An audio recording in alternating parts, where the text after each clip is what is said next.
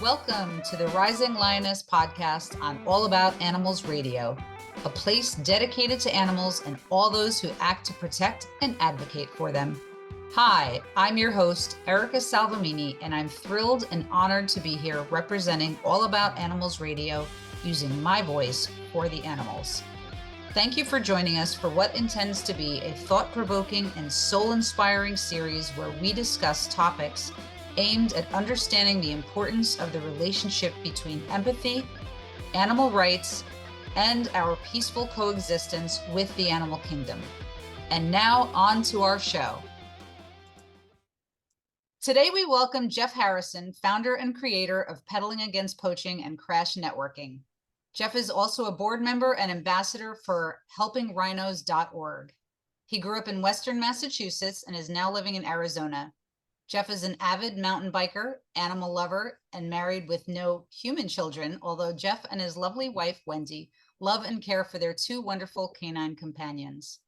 Jeff has had a career working for one of the top electrical supply distributors in the world and balances that out with what he describes as an almost uncontrollable passion to protect wildlife from the illicit exotic animal trade, human encroachment, habitat loss, and much more.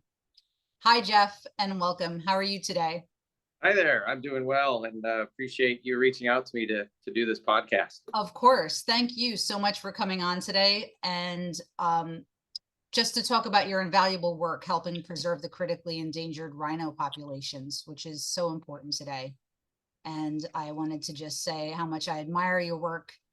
And in fact, that's how we got connected, which I think you know. I started to see your posts for Pedaling Against Poaching on Instagram, probably it's a few years now. And it seemed pretty clear right from the get-go that you combined your passions for cycling and your love of animals to create positive change in the world, which I thought was amazing, and specifically for helping save the critically endangered rhino populations. Right. So I thought, this is a righteous dude. I loved it. And I was just so appreciative of your work. And I wanted to let you know that. And, you know, you fast forward a little bit, and I have this podcast that I'm lucky enough to do now on the About Animals radio network. And you were one of the first people that I reached out to. So yeah, I knew that I thought this would be perfect. And here I am today. I'm wearing one of your t-shirts. And yes. For anybody who can see the back, one of your very cool, wickedly awesome tees. And my kids have a couple of tees also. And for those folks who are listening and can't see it, or anybody who really wants to just purchase some of your merchandise, which I just recently learned that your artwork, a lot of it is done by you, which I thought was amazing. Yeah. And so if anybody who wants to purchase some of this merchandise or just take a look, where should they go? So probably the best place to go that I update the most often would be the bio in my Instagram. I have a Linktree link there that has links directly to the merchandise. But my pedalingagainstpoaching.com website also has a web store where I sell merchandise that, like the shirts and the calendar that you can see behind me. And also I am lucky enough to receive handmade jewelry and gifts like that from around the planet from other supporters, that when I get those, I'll put those on my web store and people can access them right there. And the majority of the merchandise, the shirts that you see are made through Undaunted Apparel, who I've been partnered with since day one. And they've been gracious enough to basically make these shirts for their cost. And then the proceeds will go right into the global giving account that I have. And then it can be dispersed to the projects on the ground. So I don't ever touch any of the money from the merchandise. It all goes to a good cause. So that's something to keep in mind. Yeah, I mean, it's wonderful. And there's many people who want to do good things and they want to feel good about the purchases that they make. I know I do. And I feel good about wearing this shirt, and I get to go out and wear it. And I think there's a lot of other people who will too. So that's great. And this is the giving time of year, right? So why not purchase some really fun, cool items for folks that you care about that would be Right. doing a good thing for Right. the world. And you can wear something that matters. Yeah, absolutely. Yeah. So I wanted to ask if we'll start out with the basics, right? If you wouldn't mind sharing with our listeners um, a little bit about what pedaling against poaching is and how you got started doing this work. Okay. So yeah, so it all kind of came to me tail end of 2016. I've been riding my bike like crazy for years, since the mid 90s. And partway through 2016, I had actually seen, I didn't really have any social media. I wasn't set up on Facebook. I wasn't set up on Instagram, but I used a software to track my rides called Strava. And in that time period, they were linked with Instagram. So any photos that you took during a ride would get put into your Strava ride through Instagram.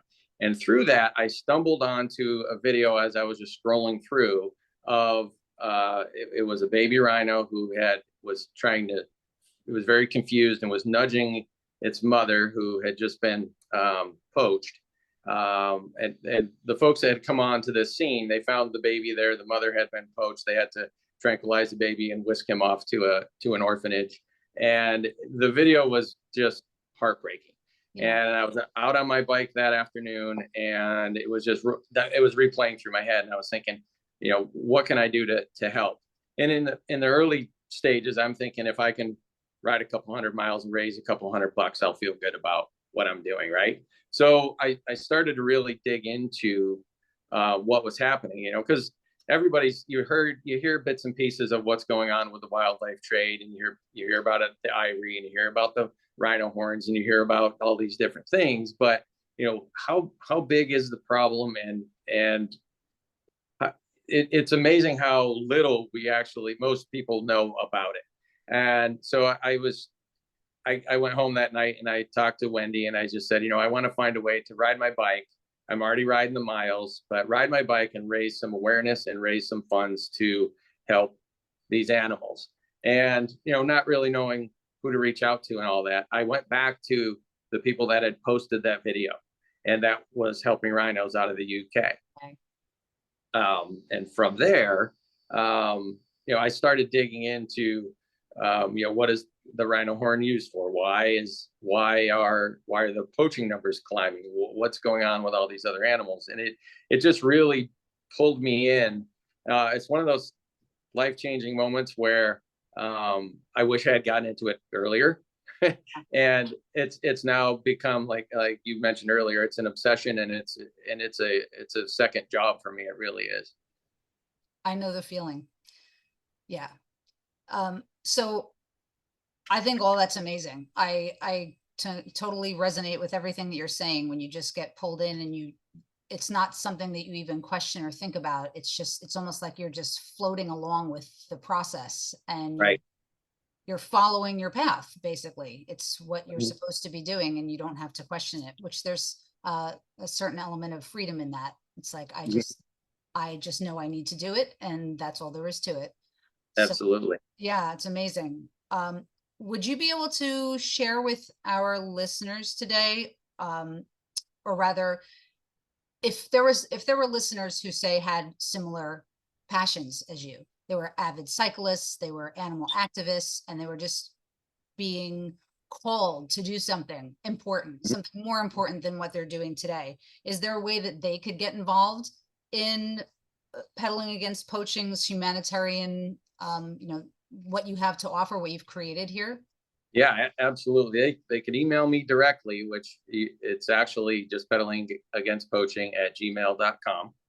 That'll go straight to me. You can DM me on my Instagram, and I always respond to folks. But I realize everybody will have different goals. My personal goals are that I want to ride over 5,000 miles a year. The equivalent of it happens to work out that's the equivalent to the length of miles from the tip to the bottom of Africa. From Tunisia to the Southern Cape is like 5,012 miles. So So if I can stay at, 100 miles a week, I can meet my goal. But I know there will be people that want to help that might want to do 50 miles over a month or whatever. So if they reach out to me, we can get creative with it. And I've had people do exactly that, and they'll do just kind of reach out amongst their friends and say, hey, give me $1 a mile. I'm going to ride 50 miles over the next 2 weeks, and they'll have 15 friends all pitch in, and at the end they have this nice little donation, and they can direct where they want it to go within the projects that I'm tied to. Like if they would like that to go to feed the orphaned rhinos at the Zululand orphanage, or to support the Black Mambas, or whatever. So it's really, if they reach out to me, we can kind of customize it and really get creative with it. That's very cool. How long have you been doing this? And you're working towards 5,000 miles. So how many miles are you up to? I'm rolling into the 6th year. So I'll be well over 30,000 miles that I've pedaled since I started. Wow. Yeah. And then there's on Strava, the app that I mentioned, that where I track my rides. I have a pedaling against poaching team on there, or group on there. But there are times, and these are people putting in miles around the whole planet. There'll be weeks where we'll have a 10,000 mile week, no problem. That's now, if we could convert all that into money, so that we could support, that money, and like my mind goes to energy too. It's like sure.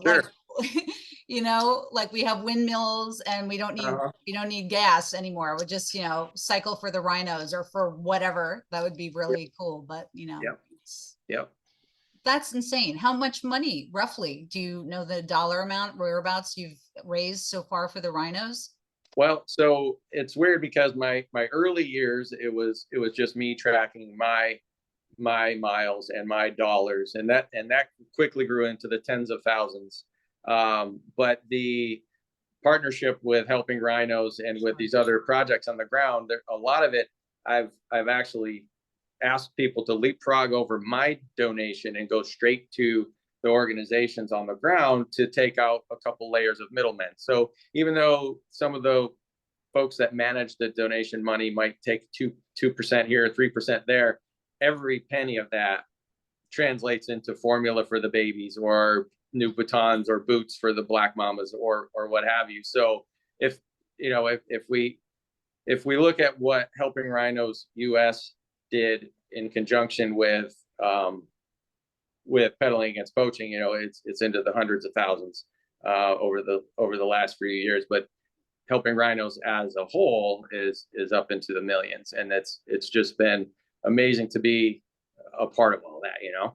It's incredible. It just started out with a moment in your life where you were just it grabbed your heart, and you could not let go of it, and it was just it was a moment for you that was meant to be, obviously.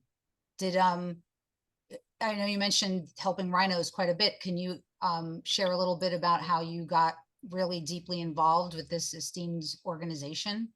Yeah, so I had after I had those thoughts bouncing around in my head of what I felt like I wanted to do, I shot them an email, and I'm sure they get tons of emails where they'll get people say, I want to help, and then they might not hear from that person ever again. But I kind of sent them more of like a business plan of what I was envisioning, and they responded to me very quickly. They were on board with the concept, and as luck would have it, even though they're based in the UK, they had one of their founding members of Helping Rhinos US is about a 3-hour drive from me. I'm in Arizona. He's just over in Palm Desert, California. Wow. So I was able to drive over there, meet him in person, kind of hash out how it would work. I would, instead of me setting up my own 501c3, I could get onto theirs. So we set up a web page through Global Giving. We set up ways that people could donate by per mile, per $10, $20, $50 amount, or just kind of wing it and say any open dollar amount, and that's what we want to support. And so then that was I think the January 4th of 2017. Here I am, and I'm I have like 8 Instagram followers, and I'm starting to get this thing rolling. But it really got momentum quickly, and it was great to see that they were open to my idea, and there was really no pushback on it. There was no investment from either side. It's not something that, other than the time to set up the donation page and things like that, it's really just, now let's just get the information out there and get people behind the projects. Right. And it all just kind of snowballed from there. Right. And I can see how there would be no pushback, because really you're doing this altruistically from your heart. You're not waiting for a paycheck. You're just doing this because you're driven to do it. So yeah, that's one of the things I said early on, is like, I don't want to have to be a bookkeeper for it. I don't want to touch the money. I don't want people to ever wonder where it's going. The way Helping Rhinos operates and the organizations that they're partnered with, it's all very open book and very, there's a deep vetting process on where things go and how the money is used. So that made me feel good, because, I'm going into this going, am I going to raise a bunch of money for a potential project that is unscrupulous? You know what I mean? So, right. Yeah. Yeah, that would be a concern for sure. Yeah. Well, so why do you think this? I mean, I know you and I know this, but I think this question is going to be more for our listeners. And not everybody is well aware of what's going on in the world today and what's happening to the animal kingdom. Frankly, humans are put under so much stress and duress from the world around us, and we're distracted on a daily basis from things that really we have no business letting ourselves be distracted from. But life is hard and it's difficult. So I'm going to ask, why is this work that you're doing and Helping Rhinos is doing, why is it so important now, today? So there was a fact, I guess, factoid that I stumbled onto, that I read, that it said that 60% of the world's wild animal population has been decimated since the year 1970. Now, I was born in 1970, so that made me sit back and reflect and go, holy cow, just since I've been alive on this planet, 60% of the wild animals have been wiped out. And that really started getting the gears turning with me, thinking, well, while Pedaling Against Poaching started with a heavy focus on the animals in Africa, to the umbrella species of the white and black rhinos that are there, it made me really think, well, let's look closer. Let's look in our own backyard. What's going on in the Southwest of the United States? What's going on in Canada? What's going on all over? And you quickly realize that there are animals that are on the brink of extinction that are in everybody's backyards. They're literally everywhere you go, there is a species of plant or animal that needs help. And 2 hours south of me, where I'm here in Phoenix, 2 hours south of me in the northern part of the Sea of Cortez, there might be 8, maybe 12 vaquita porpoises left on the planet. And and when you dig into what's happening to them, and it all goes back to these crime syndicates that are they're, in the case of the vaquita, they're being killed as bycatch for a fish called the totuaba that is being fished for its swim bladder, that is sold on the Asian markets for hundreds of thousands of dollars. And it's just, that's happening everywhere. So I think it's important to, and on my social media, I try to educate people about animals that they've never heard of, or animals that they have heard of but didn't know there was a problem. And I'm learning new stuff every single day. But I think to start where I did with the focus on rhinos, and to now try and get it more of a, hey, wherever you are, educate yourself a little bit on what's going on around you. There are organizations, I guarantee, near you that are working hard to save plants or animals, or both, in your area that you can get involved in. And I think that's really the big thing. I mean, when you say, instead of, there are tons of people that are focused on the giant, majestic animals that are in trouble, and we want that. But when you strip it down and you say, what can I also do to help on a local level? That's what we really need. That's what we really need. I agree, absolutely. And it's devastating. There's so much there that you spoke of and mentioned, and it's just really, it's heart-wrenching, really, but it's also empowering, meeting people like you and talking to others who are basically, you're leading with your passion. Your passion is taking you and leading you to your destiny, and I think that's what's important here. And to your point of, you'd mentioned earlier, we need to figure out a way to teach people that they can make a difference. Right. And that's a big part of why I'm doing this show, because talking to people like you and others who are basically just bringing awareness, and that alone is super important.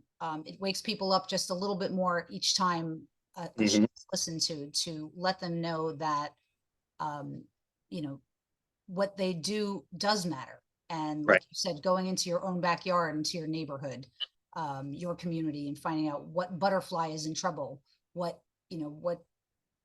species of bird is in trouble because of this, that, or the other thing, and making a difference and speaking to your own community leaders about maybe helping and making change. And that's super important. It also makes me think of, and you mentioned them a little while ago, about an elite all-female anti-poaching unit that's based out of Africa. And these amazing, fiercely passionate and skilled women are called the Black Mambas. Yes. And they're making a tremendous difference in animal protection and conservation today. And through your work with helping rhinos, haven't you also collaborated with the Black Mambas and their founder, Craig Spencer? Yes. So yeah, the Black Mambas are just an amazing example of what a small idea can turn into. So through my partnership with Helping Rhinos, I was introduced to Craig Spencer and the folks at Transfrontier Africa, who are the managing company for the Black Mambas. And the learning about what they do and how they came about was pretty awesome, because they started with just a small group of, I think it was 6 women originally. And now I want to say we're getting close to 40. I know they were in the mid to high 30s right now. But the basic premise of it was, one, we're gonna create jobs for these women. We're gonna empower them to go out and do something that they're passionate about, that they feel is important. And it's to protect not only the animals, but the habitat in and around their villages. And when you look at the ripple effect of what they've done since they began in 2013, the important thing, I mean, they're going out and they're finding snares, by the thousands in the bushes. They're pulling snares out of the trees and the bushes. They're inspecting the perimeter fences for intruders and signs of that people have cut through, and that we've got poachers in. And the amazing thing about them is that they are unarmed. They're out there on patrol with a radio and a baton, and basically the way they carry themselves. If they run into trouble, or they find that there are signs of a poacher, or they come across somebody, they can radio for backup to have, for the safety side of things. But under their watch, in all of the areas that they've worked, I've heard numbers as high as mid 80% of that the poaching has been reduced in that area. That's as incredible. High. But the other thing that happens is they go home from their work, and they're also working in a project called the Bush Babies, where they'll go and they'll talk in the schools, and they'll teach the kids that the animals are worth more alive than they are dead. They'll teach them that the animals, while they've grown up with these animals around them, their numbers are declining, and teaching them all the reasons to keep and protect the animals, versus the flip side of that, when you have the crime syndicates coming into these villages, dangling money and saying, I can give you, 3 years salary for a rhino horn. And so to have that trade-off, I mean, the Black Mambas have clearly become an example of something that needs to be scaled up and expanded around South Africa and beyond. You know, it really has made a tremendous difference. And Craig and his team, they need to be just so proud of what they've done to date. Yeah, and cloned also. It sounds like they that just makes perfect sense. Like, why wouldn't we have the Black Mambas everywhere in all different pockets of the world, especially where, you know, it's one thing, you know, here we are and I'm, you know, in the New York metro area, right? So we don't have people walking around the streets trying to poach animals, but way out, you know, in the bush. And you've got Australia's dealing now with, they're just annihilating the kangaroo population. We need this kind of thing. We need people who have the courage and the bravery and the willingness, what I call animal kingdom warriors. It's a term I've been using for a while because it's what I feel we are. It's astonishing to me, the work that they're doing, and you and all the others, like the Black Mambas, your work with pedaling against poaching and helping rhinos. These are all great examples of what we can accomplish when we lead with our hearts and put our passions to work for the greater good. Absolutely. Yeah, I think if humanity could exist from this place, that we could be living in a much kinder, gentler world where we could peacefully coexist. And wouldn't that be nice? Yes. Yeah. And you know, when this first started, it clicked, or it dawned on me that there's a really good chance that I may never make it to South Africa to meet these folks in person. I'm hoping to at some point, but you know, with everything that's going on and all that, I wanted to be able to show that a regular guy on the other side of the planet, when aligned with the right people, can really make a difference. And when I say that, I want to say it's different than if I just found an organization and I sent $20 and I felt good about it and I moved on. You can really get to know the people that are doing the work. You can talk to them and find out what their needs are. You know what I mean? So like an example of that is when COVID first hit and tourism dried up, and some of the revenue stream that these organizations were counting on, those revenue streams dried up. And it was that was a point where we sat down with the different projects on the ground and said, what do you need to keep the lights on for a month? And you know, so that we could look at what did we have for funds and what can we do to help support these guys and take away the stress of where's the next, you know, chunk of money coming to put tires on the truck, where's the next money coming for food for the babies and that kind of thing, and take that stress out of their lives. Let us do that part, and you guys do the great work you're doing on the ground over there. And you know, there were some organizations that were really struggling during that time, and still are, because the tourism is still down. But you know, to get to see a glimpse of their day, what they deal with in a day, beyond just the photos that they may post and that kind of thing. You know, the batteries for the radios, the, you know, solar panels to keep everything up and charged, all that stuff. That's what keeps them going, and that's what I like to get into the meat and potatoes on that side and say, what helps you guys get through, and that gives me a goal to also go out and push and say, hey, I'm trying to raise this much money for this tangible item that needs to be used on the ground on one of our projects. I think that's amazing. You know, it's just everything you're telling the audience, people listening. I think the big message here is, you know, you took just a moment of passion in your life and you turned that into something that is so incredible. Working with these other organizations, you know, you're one person, like you said, but you know, growing that and taking that beyond and working with, you know, helping rhinos and the Black Mambas and doing this work. And anybody who thinks to themselves, well, who am I? I can't do that. Well, who are you to not do that is where my mind goes. If not us, then who? If not now, then when? And it's just, people should should really go and grab that passion, use it, let that fire in your belly burn. And what are you dreaming of? What are you, what are you passionate about? What drives you? And if it's something that's good and altruistic, yeah, you are somebody that can do it. Sure. You're proof positive of that. You're exactly right. And I think there's a lot of people that they want to head down that path, and then they get tripped up by the fact that the problem is so enormous that they think there's nothing they can do to help. Right. And one side of that is when you look at these crime syndicates that are behind the poaching, yeah, they absolutely have the money and the power to stop little old me in my tracks at any moment. But that doesn't mean that we're all going to just go, all right, well, then just do what you want to do. If we did that, they'd have, run of the world. But it's daunting because the problems are so massive.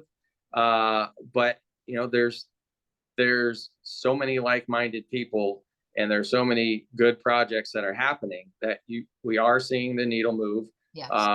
You can see if you watch year over year the number of rhinos that the poachings, how it climbed up, and how it's now starting to taper off. I mean, it's still got a long way to go. Sure. But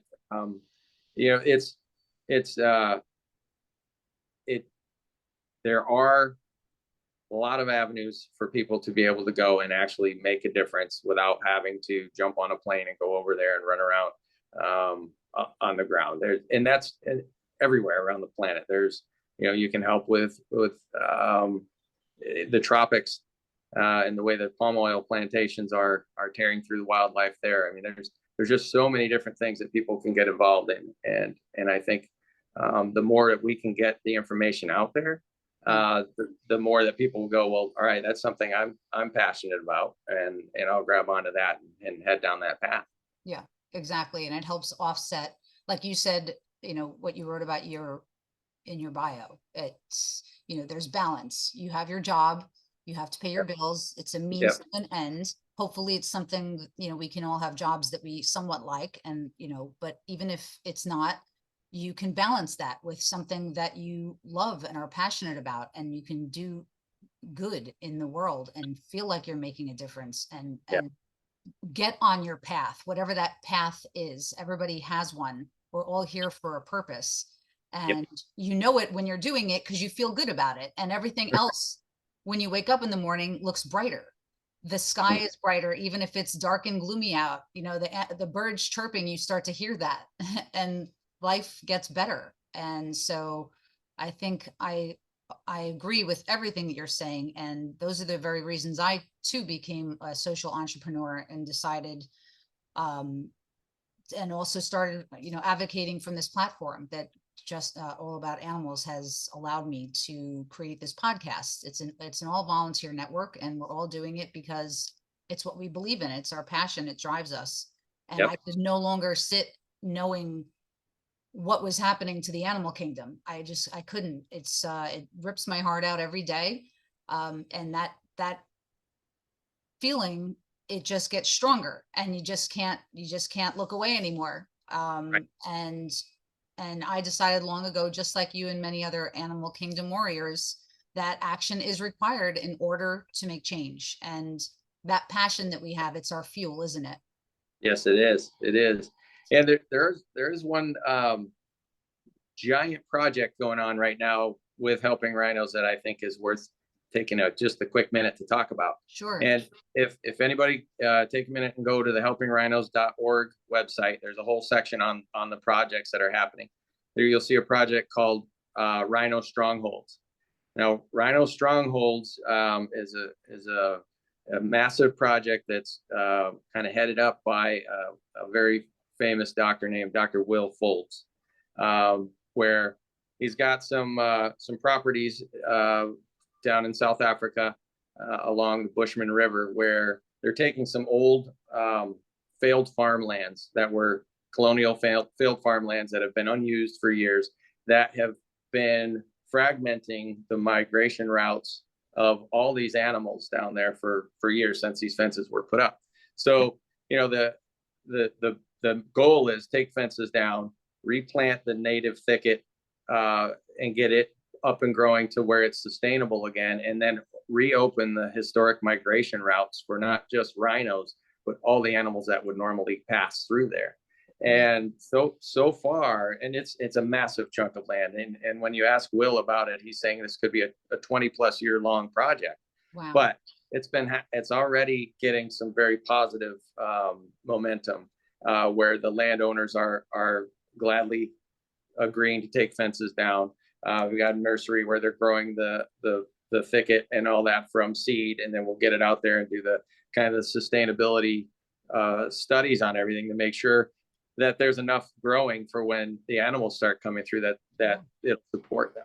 So that one's probably the biggest one I'm excited to be part of right now is the Rhino Strongholds project. And I highly recommend taking a look at the information on the website just to see how big of an undertaking it is. But when you look at it and your brain can picture that you're rewilding this whole area back to the animals. That's one of the things I always say. If we just leave the land alone, the earth will repair, the animals will come back.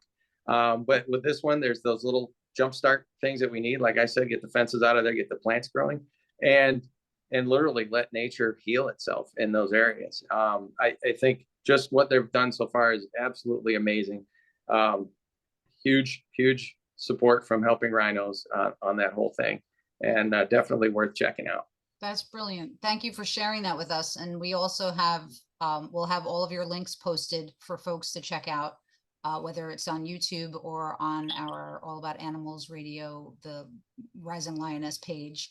We'll have all your links. So anybody's interested in checking that out or checking out Pedaling Against Poaching and starting to pedal away to raise money for the rhinos, I highly encourage everyone to do that. Jeff, thank you so much for coming on today to inform and inspire our listeners to create positive change in this world and let people know that you are just the person to do it. If your passion is leading you there, then they should go for it, shouldn't they? And yes. Yeah, I think that's wonderful. Thank you so much. And I really hope we can get to do this again soon. That would be great. Yeah, I was just going to say, you're very welcome. And I'm looking forward to doing this again soon. Super. Thanks, Jeff. Thank you. Take care. Bye. Bye-bye. This has been Erica Salvamini for the Rising Lioness podcast on All About Animals Radio. A special thank you to Chris Corley for generously lending us his song, Zero Gravity, for the Rising Lioness podcast theme. Please take a moment to write a review for our show as it helps others to find us. Please also support our guests and their work, All About Animals Radio, and our social networks. Doing this further supports the animals and their advocates too, thereby making you an Animal Kingdom warrior also. You can find our links on the Rising Lioness podcast page. Until next time, in the words of Sharon Nunez, Animal Equality President, remember this: the small actions of one passionate individual can create a butterfly effect, leading to a movement that has the power to change the world. Please use your voice for the animals today.